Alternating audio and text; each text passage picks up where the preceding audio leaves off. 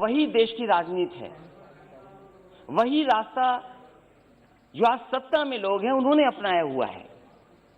मैं उनके साथ अपनी दो लाइनें जोड़ता हूं कि जब तक पिछला कर्तव्य लोग समझ पाए, जब तक पिछला कर्तव्य लोग समझ पाए, एक तमाशा और खड़ा कर देता हूं।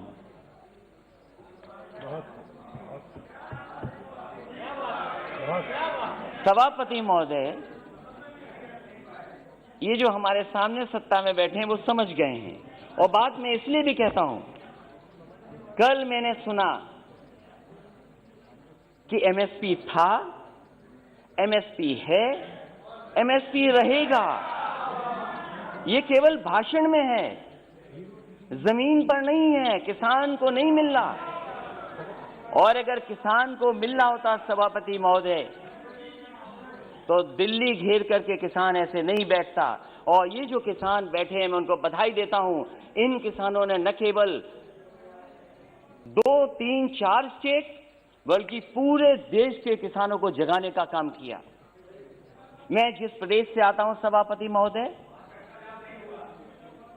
मैं इनसे जानना चाहता हूं कि उस प्रदेश की जनता ने 2 बार इनकी सरकार बनवाई है। 2014 में भी समर्थन मिला जनता का, 2019 में भी समर्थन मिला। मैं इनसे जानना चाहता हूं कि राष्ट्रपति अभिभाषण बोल रहे हैं, क्या जिस डिस्ट्रिक्ट से महामहिम राष्ट्रपति जी आते हैं, क्या उस डिस्ट्रिक्ट में एमएसपी किसानों का मिला है धान का कि नहीं मिला है? और जो लोग जो ये कह रहे हैं कि एमएसपी था, एमएसपी है, एमएसपी रहेगा, मैं उनसे जानना चाहता हूं, माननीय सदस्य से पूछना चाहता हूं कि बताएं जहां से वो चुन करके आते हैं, उस जिले में किसानों को धान का एमएसपी मिला है कि नहीं मिला है? इनके बोलने से मिल गया, लेकिन मुझे खुशी है सभापति महोदय, ये जो बोल रहे हैं, ये जो बोल रहे हैं, ये देश सुन रहा है, किसान देख रहा है। जहां के राष्ट्रपति महोदय हैं, उसके बगल का क्षेत्र हमारा है। न एमएसपी धान का मिला, न एमएसपी मक्के का मिला। और मैं तो कहता हूं माननीय सदस्यों से, आप तो सपना ये देख रहे हो, न जाने कितने साल सरकार में रहोगे, कितना बड़ा सपना देख रहे हो आप। और क्या आप जिनके नेतृत्व में चुनाव लड़े उनको सत्य नहीं बताना चाहते? आप अपने क्षेत्र में जाओ, क्या आपको एमएसपी दिला पाए हो किसी किसान को? तो बताओ हमें आप। और जहां तक केवल राष्ट्रपति महोदय, प्रधानमंत्री, वही नहीं, देश के डिफेंस मिनिस्टर भी वहीं से आते हैं। बताओ क्या मिला एमएसपी धान का? उसके बाद केवल यही नहीं है, न जाने कितने गवर्नर उत्तर प्रदेश से बनकर के दूसरे प्रदेश में बैठे हैं। क्या वो गवर्नर साहब अपने गांव में जाकर के नहीं पूछते, जिले में नहीं जानकारी करते कि एमएसपी मिल रहा है कि नहीं मिल रहा उनको धान को? और मैं सभापति महोदय आपसे कहना चाहता हूं, ये भारतीय जनता पार्टी का नारा था कि हम किसानों की आय दोगुनी कर देंगे।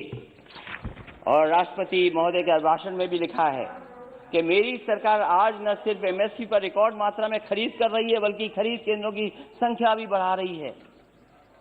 कहां खरीद केंद्र बने थे उत्तर प्रदेश में? मुझे खुशी है सरकार इन प्रयासों को, हमारे किसान अपने परिश्रम से और बढ़ा रहे हैं। और खाद्यान्न रिकॉर्ड, जहां पर से राष्ट्रपति आते हो, प्रधानमंत्री आते हो, डिफेंस मिनिस्टर आते हो, गवर्नर आते हो, सरकार बनवाई हो, उस प्रदेश में एमएसपी नहीं मिल रही। और क्या व्यवहार रहा है आपके, क्या व्यवहार रहा किसान, क्या व्यवहार है आपका, क्या व्यवहार रहा किसानों का? अब भारत के इतिहास में आएगा तो बताइएगा, भारत के इतिहास तो बताइएगा, प्लीज तब बताइएगा। भारत के इतिहास में ऐसा व्यवहार किसानों के साथ कभी नहीं हुआ सभापति महोदय। क्या क्या नहीं कहा गया किसान लोगों को, क्या नहीं कहा गया, अपमानित किया गया, और वो दिल्ली आकर के अपनी बात ना कर दें। प्लीज माननीय मंत्री जी कुछ कहना चाहते हैं? जी सर, मुझे एक बहुत विनम्र आग्रह करना है आपके विचारार्थ। राष्ट्रपति जी के अभिभाषण पर धन्यवाद का एक चर्चा चल रही है सर। राष्ट्रपति जी की एक परंपरा होती है, प्रधानमंत्री गवर्नर सबके लिए कह रहे हैं, लेकिन राष्ट्रपति जी के जिले में एमएसपी मिला कि नहीं मिला, ये एक बार आप परंपरा को देख लें। इस तरह का संदर्भ मेरे 20 साल के संसदीय अनुभव में नहीं होता है।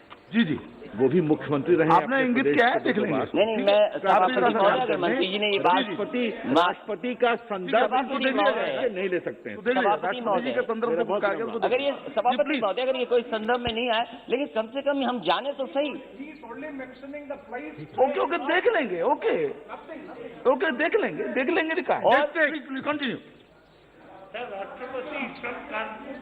सर, दैट्स ऑल आई स्वागत है, प्लीज बगल की स्वागत है, बैठ जाइए। वो मुख्यमंत्री रहे हैं, वो भी जानते हैं, मुख्यमंत्री रहे उत्तर प्रदेश के। जी, ऐसा व्यवहार किसानों के साथ कभी नहीं हुआ, और कितना अपमानित किया गया उनको, क्या क्या कह करके नहीं बुलाया गया उनको।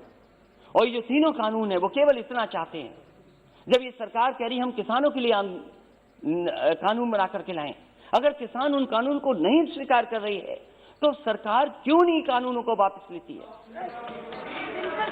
जिनके लिए ये कानून बना है, जिनके लिए कानून बना है, वो कानून नहीं चाहते हैं, तो सरकार को आखिरकार कौन रोक रहा है।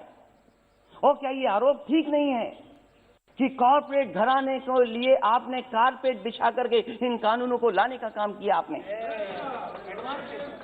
आप जनता से चुन करके आते हैं, जनप्रतिनिधि बन रहे हैं, लेकिन लगता यहां पर है सदन में बैठ करके आप धन प्रतिनिधि बन करके आए हैं। और क्या कहते हैं आप, जो लोग आंदोलन कर रहे हैं उनके लिए आप क्या कहते हैं। जो आंदोलन, ये देश आजाद हुआ आंदोलन से, न जाने कितने अधिकार मिले आंदोलन से।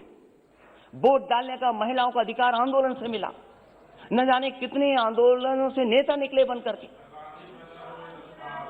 राष्ट्रपिता महात्मा गांधी देश के बने क्योंकि आंदोलन लड़े, आंदोलन में खड़े हुए, न केवल अफ्रीका, दुनिया, बल्कि भारत जैसे देश को आजादी दिलाई उन्होंने। उस आंदोलन के बारे में क्या कहा जा रहा है कि आंदोलन जीवी हैं। मैं उनको क्या कहूं, मैं उन लोगों को क्या कहूं जो लगातार चंदा लेने निकल जाते हैं। क्या वो चंदा जीवी संगठन के लोग नहीं हैं?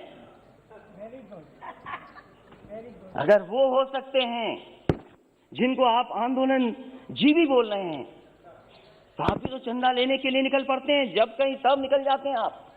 क्या आप चंदा जीवी नहीं है?